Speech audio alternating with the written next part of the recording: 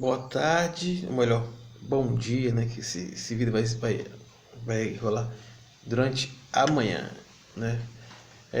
Hoje nós vamos falar um pouco sobre, né? Nós viemos falando, na aula passada, falamos sobre patrimônio, né? O que é patrimônio, né? O tipo de patrimônios, os patrimônios, falamos sobre as fontes materiais, as fontes imateriais. As materiais é que você pode pegar, as imateriais é aquela que você convive, mas você não tem como pegar, mas você convive, por exemplo, algumas festas populares, coisa e tal, né? A capoeira, você não tem como pegar, mas você consegue conviver com aquilo, né?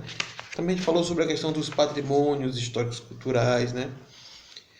Os materiais, os não materiais, os patrimônios históricos culturais, também falamos sobre isso, né? Falamos sobre a questão da preservação dos patrimônios, como nós devemos cuidar do que é nosso, da nossa história, assim como nós, as pessoas do passado preservaram, nós também temos que preservar para que as pessoas que vão chegar no futuro também possam preservar, não é isso? Conhecer um pouco dessa história, né? Nós falamos também um pouco sobre o livro do tombamento, né? Falamos sobre tombamento, o que é tombamento, né? O que é tombamento? É você tombar, cair, se ralar? Não. Tombamento significa cadastrar, né? Entregar aquele patrimônio histórico, né? A uma instituição que cuida, que seria o IFAM, né? Que é o Instituto Histórico Artístico Nacional. Ele passa a cuidar, né? Ele tomba, é um livro chamado do tombo. A partir daqui ele vai ser incluso naquele livro e ele será guardado, né? Ele será preservado, né? E essa instituição vai cuidar daquele patrimônio para que eu e você e as pessoas do futuro possam usufruir um pouco mais daquele patrimônio que conta a nossa história, ok? Né?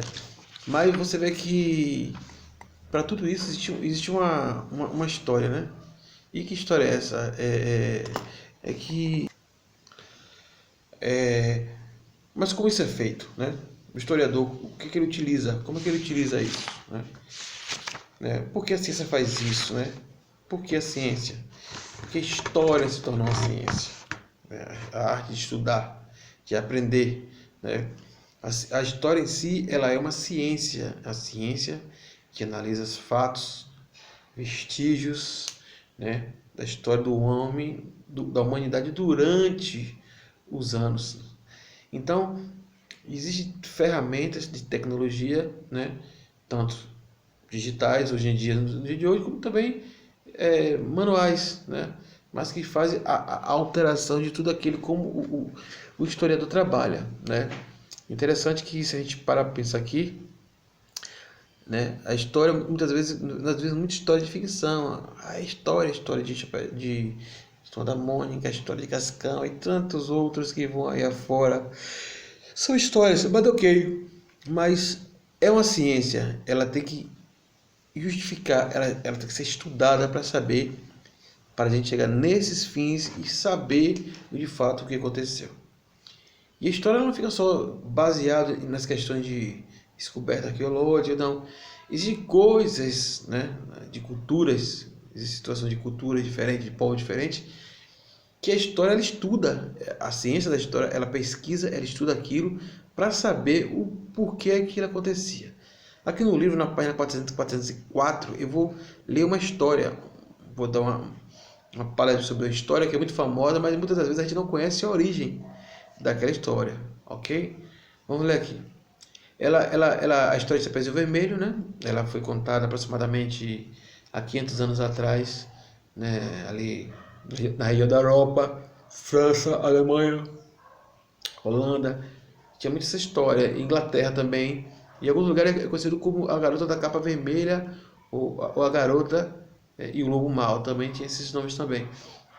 Mas assim, isso era 500 anos atrás, né? Então vamos ver aqui o que o livro fala. A verdade por trás dos contos de fada. E se o lenhador não chegasse no fim da história para salvar a Chapeuzinho Vermelha e sua vovozinha? Né? E se a menina E se a menina, antes de ser devorada pelo lobo mau, ainda fosse induzida por ele a beber o sangue de sua avó? Uau! Você contaria essa historinha a seu filho? Os camponeses da França do século XVI contavam esses detalhes violentos desta e de outras histórias. Tem outras histórias ali, Branca de Neve e Sete Anões, que a original é a Rainha do Gelo, que era uma perversa, tem muita maldade, né? Os contos são muito grotescos, muito fortes, mas por quê? O conceito de criança, como vocês são, isso nasceu ali lá no século... Ele começou no século XI, XII, XIII, século XV, no século XVI, no século XVII, ele se aprimorou. Então, no século XVI ainda estava muito rústico, estava muito grosseiro as coisas. Então, a história fala que o lobo mau devora a criança, a Chapeuzinho ela bebe o sangue isso da versão francesa, tem outras versões também. Ela bebe o sangue da avó antes de ser devorada, é muito triste, né? Então, era contado dessa forma para as crianças. Porque nessa época não existia o conceito de criança.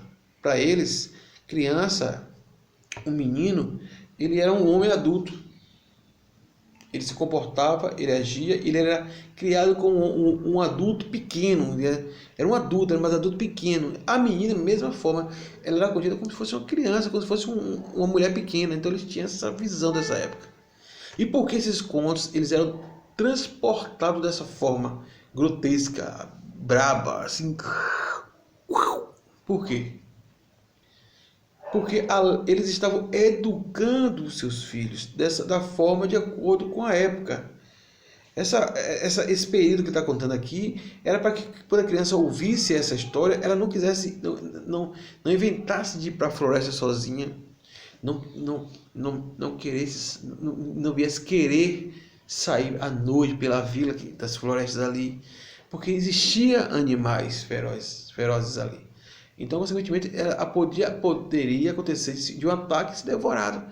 Então, essa história aconteceu dessa forma para que elas ouvissem e não crescesse o desejo de ir para a floresta.